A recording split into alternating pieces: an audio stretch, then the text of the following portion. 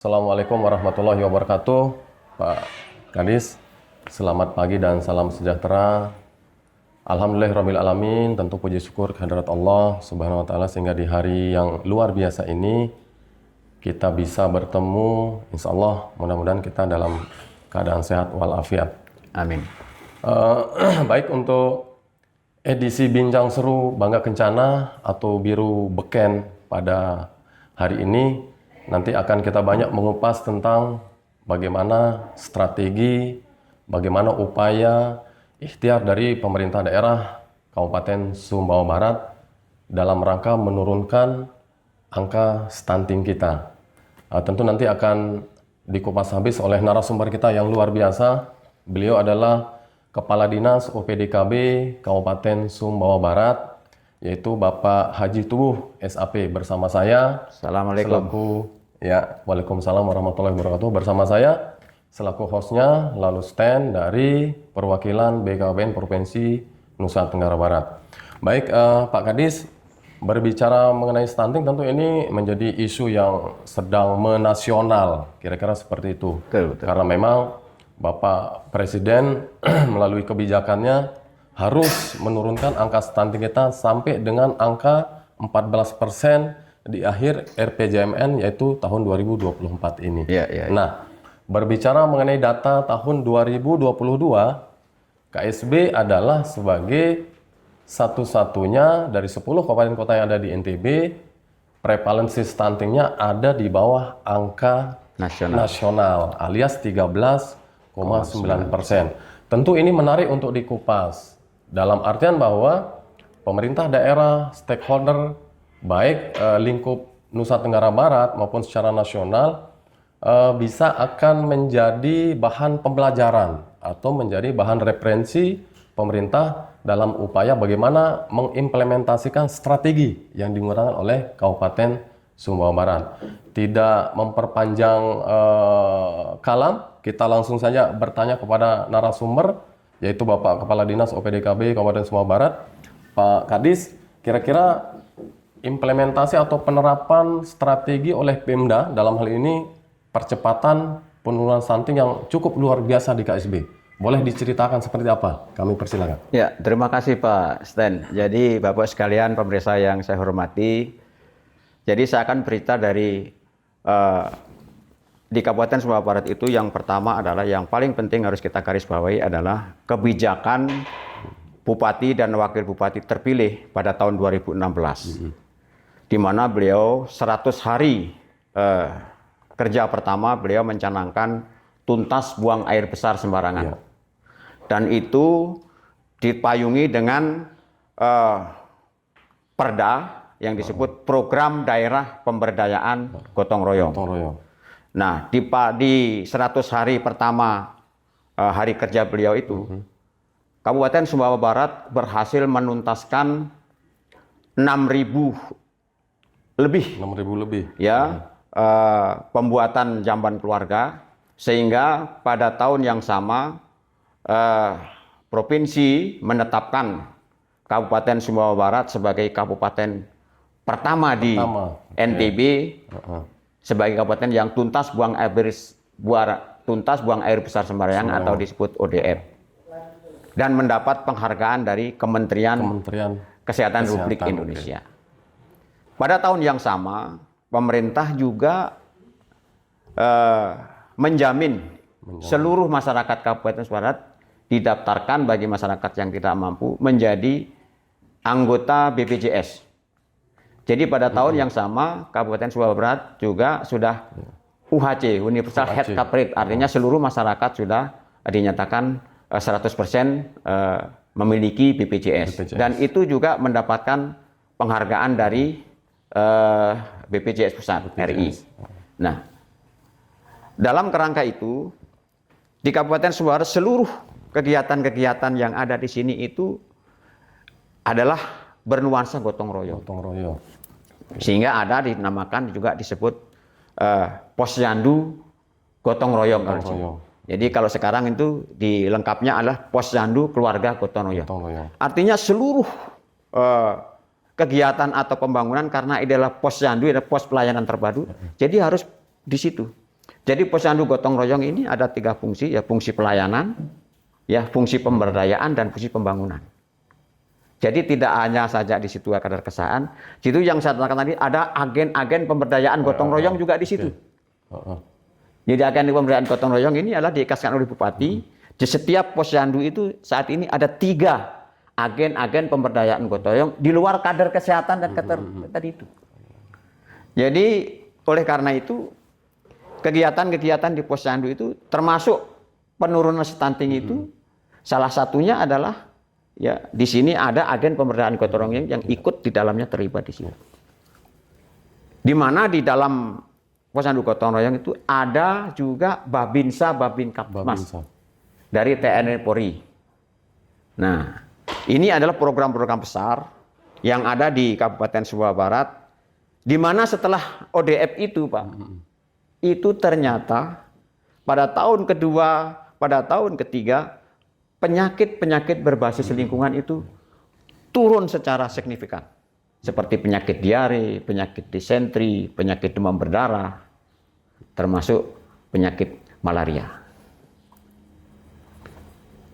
Nah ini sangat-sangat relevan sekali ya lingkungan ini ya dipadukan dengan pemberdayaan gotong royong dan tadi dibantu dengan agen-agen kemudian Babinsa Babinkapmas yang ada di masing-masing desa tadi. Baik, berarti bisa kita ambil poin bahwa semua pihak terlibat, kira-kira seperti itu, Pak Kadis, kata kuncinya. Pas sekali itu, Pak. Terlibat baik dari lini lapangan sampai dengan para pemangku kepentingan kita di tingkat pemerintah daerah. Sehingga kebijakan Bapak Bupati yang tadi disampaikan Pak Kadis bahwa 100 hari pertama saja sudah banyak prestasi yang beliau raih, yang beliau capai, dan itu berdampak kepada masyarakat juga. Ini menarik untuk bisa kita lebih kaji lagi.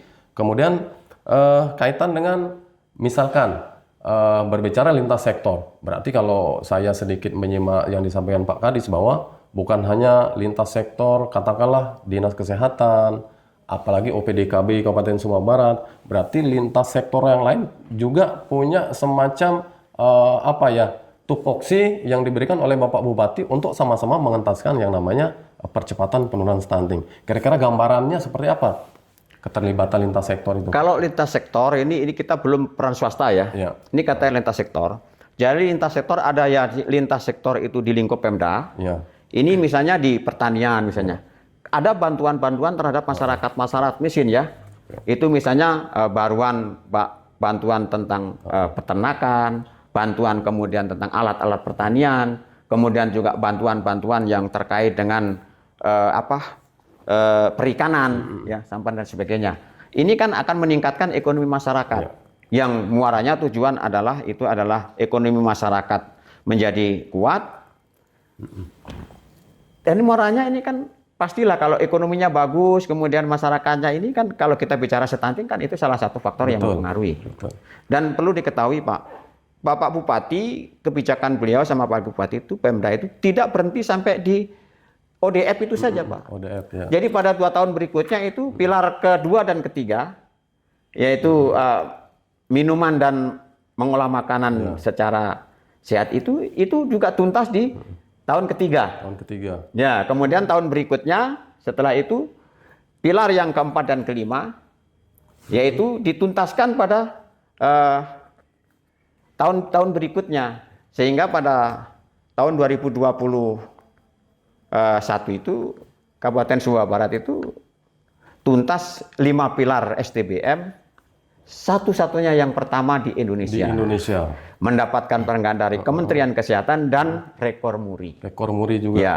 Dan ini sangat beririsan dengan hasil SSGI, di mana stunting Kabupaten Sumbawa Barat turun menjadi 13,9%. Luar biasa. Jadi kalau sekali lagi kita ambil intisarinya bahwa keberhasilan siapapun itu termasuk yang diterapkan oleh Kabupaten Sumbawa Barat itu tidak lepas dari yang namanya kolaborasi. Kira-kira seperti itu Pak Kadis. Kerjasama antar semua pihak, memberikan andilnya masing-masing sehingga itu sangat logis dan rasional ketika angka SSGI yang memang itu menjadi Standar katakanlah barometer atau parameter penilaian pemerintah pusat terhadap rendah tidaknya angka stunting kita di Indonesia, termasuk di KSB yang menunjukkan angka yang sangat luar biasa di bawah angka 14%, yaitu 13,9%. Baik, itu dari keterlibatan lintas sektor yang ada di pemerintah daerah Kabupaten Sumbawa Barat. Nah, yang kedua, Pak Kadis, ketika orang mendengar kata Sumbawa Barat, pasti yang terngiang juga ada bongkahan batu yang tentu itu adalah sangat berharga. Katakanlah dalam hal ini adalah tambang. Nah, ketika berbicara tambang, tentu ini merupakan sesuatu yang tidak bisa kita biarkan begitu saja. Dalam artian kita butuh bagaimana responsibility sosial mereka dalam upaya membantu segala bentuk pembangunan yang tentu bermuara kepada masyarakat. Wabil khusus bagaimana percepatan penurunan stunting kita di KSB.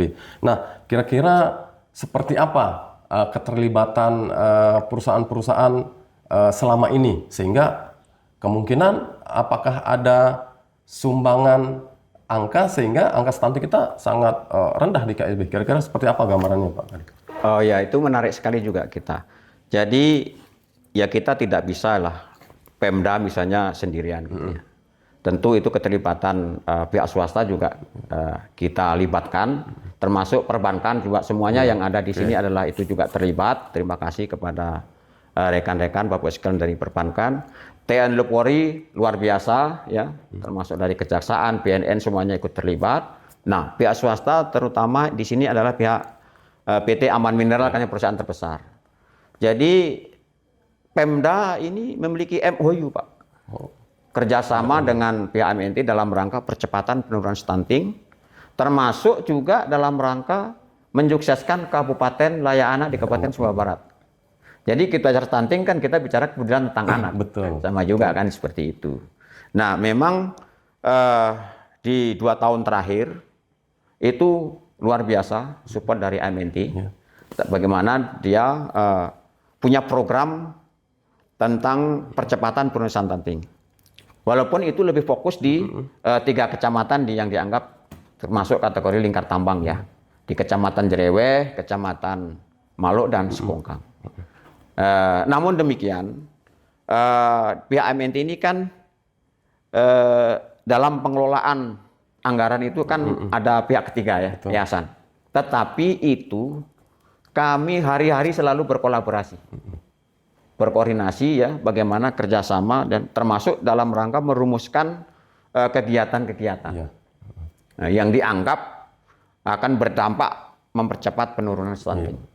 Memang selama ini setelah kita lakukan evaluasi itu antara di lingkar tambang dengan yang di luar itu hasilnya balance. Ya, masih berimbang antara yang ditangani oleh AMNT dengan yang Pemda itu masih sama-sama.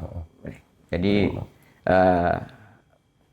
sama kuat lah istilahnya itu. Sama-sama. Kalau kita bilang ini ya sama-sama bagus lah itunya. Jadi ya, tidak ada yang terlalu menonjol gitu. Betul.